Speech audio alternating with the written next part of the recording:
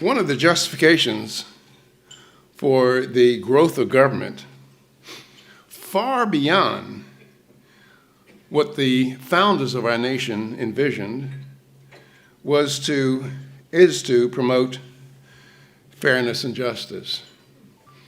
Now, that might be a worthy goal, but at the same time, we might want to ask, what is fairness and justice?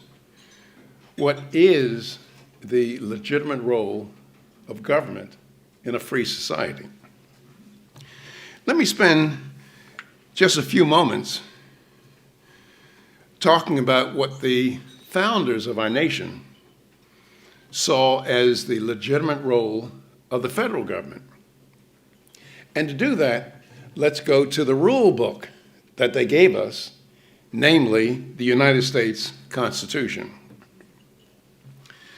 Most of what the founders visioned as the legitimate role for the federal government is found in Article 1, Section 8 of the United States Constitution, which I encourage you to read. Just let me briefly quote some sections thereof.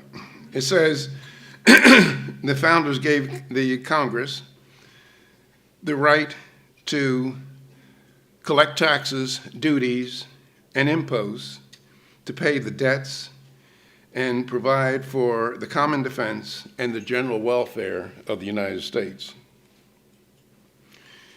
It gave Congress the power to borrow money on the credit of the United States, to regulate commerce with foreign nations and among the several states and with the Indian tribes. It gave Congress the authority to coin money, establish post offices and post roads. And the framers gave Congress taxing and spending authority for these and a few other activities. Namely, if you read Article 1, Section 8, there's 21 things that Congress is authorized to do. Nowhere in the Constitution do we find authority for Congress to tax and spend for up to 3/4 of what Congress taxes and spends for today. That is, there's no constitutional authority for Congress to spend money on agricultural handouts, for saving failing businesses, for welfare, food stamps, Medicare. Now, through numerous successful attacks, there have been attacks on private property and free enterprise. And Thomas Jefferson, one of the great founders of our nation, he anticipated this when he said, the natural progress of things is for government to gain ground and for liberty to yield. The best way of looking at the process of how government is gaining ground and liberty yielding is to look at what has happened to taxation and spending in our nation over the course of our history. Now, there's only one way, ladies and gentlemen, to look at taxes. Taxes represent government claims on private property. Indeed, if government were to tax private property at 100%, it would confiscate it. And we find that taxes have been going up. An even better measure of what government does is to look at what has happened to spending, federal spending over our history, well, federal and local spending.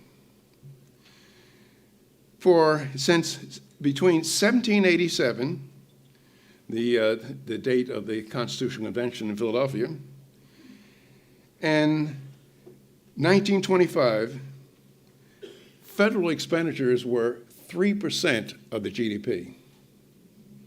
Today, federal expenditures are close to 25% of the GDP. State and local governments spend roughly 8% of the GDP. Now, the average American in 1787, he worked 7 days to pay federal, state, and local taxes. Today, the average American works from January 1st until late April to pay federal, state, and local taxes. Now, what's the significance of this? Well, the significance is that as time goes by, we own less and less of our most valuable property, namely ourselves and the fruits of our labor. Another way of looking at this is that the average American does not have the rights to decide how the fruits of his labor will be used. Somebody else makes that decision. Now, in the economic sphere, the founders thought that relatively free markets, or what is called capitalism, was the most effective social organization for the promotion of personal liberty. Indeed, capitalism is defined as a system where individuals are free to pursue their own interests. There is voluntary exchange. There are property rights held in goods and services. And indeed, much of the original intent of the United States Constitution was to bring about a climate in which this kind of social organization could occur. Now, the great benefit that goes ignored by most Americans is that the great benefit of the free enterprise system is that through private ownership of property, it minimizes the capacity of one person to coerce another person. And so it restricts government to the legitimate functions of government. And what are the legitimate functions of government in a free society? Well, one legitimate function of government is to protect you and I, you and me, from international thugs who wish to violate our private property rights. So that says that one legitimate function of government in a free society is to protect you and me, is to provide for national defense. Another legitimate function of government at some level is to protect you and me from domestic thugs violating our private property rights. So that says that at some level of government there should be the provision of police services. Other legitimate functions of government in a free society are those of adjudication of disputes, providing certain public goods, that is, public goods that benefit all Americans. And I might also add, each American is duty-bound to pay his share of these legitimate functions of government. Now, some people might argue, if you talk to some of your legal friends, they might say, well, this guy Williams has a very, very narrow view of the United States Constitution. They'll tell you that our Constitution is a living document. Now, anybody who says that our Constitution is a living document, we have a living Constitution, is also at the same time saying that we don't have a Constitution. That is, for the rules of the game, the Constitution represents the rules of the game. And for the rules of the game to mean anything, they must be fixed. And you can look at it another way. I could ask you, well, how many of you would like to play me poker this evening and the rules be living? That is, under certain circumstances, my two pair can beat you a three of the kind. Now, of course, the founders gave us a way to change the rules of the game, to amend the Constitution, the Article 5, as a means to amend the United States Constitution. Now, for the last half century, free enterprise and what it implies has been under unrelenting attack in our country.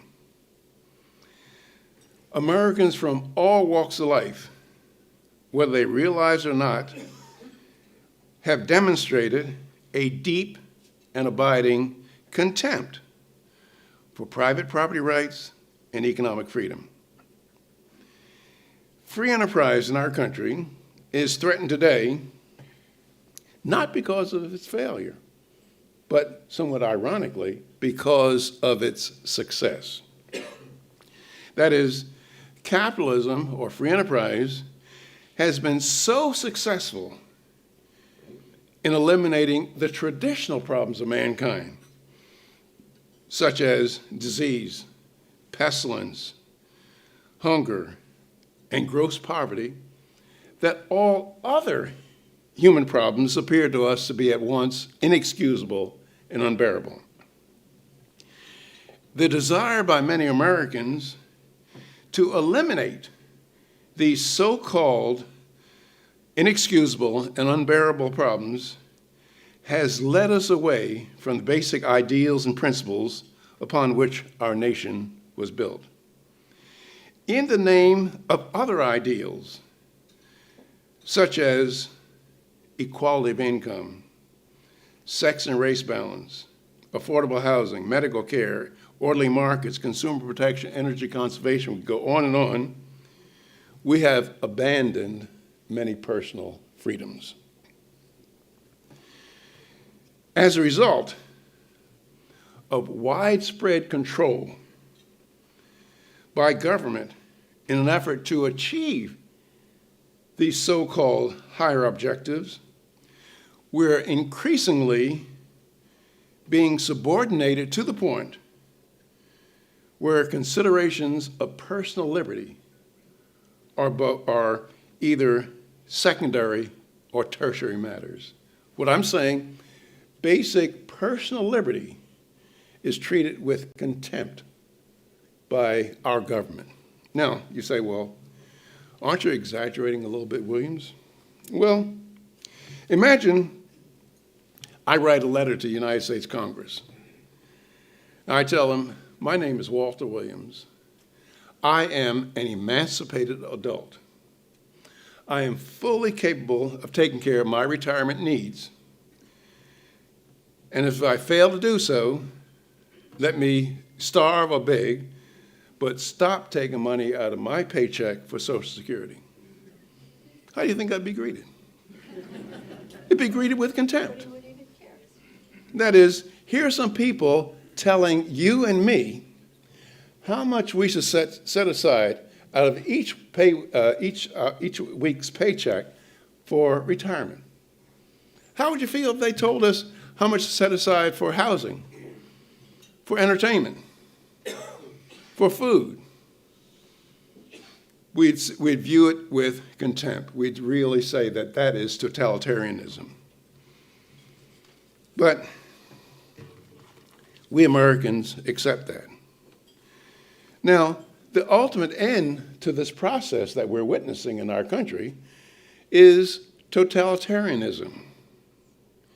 Now, I am not saying that we are a totalitarian nation yet.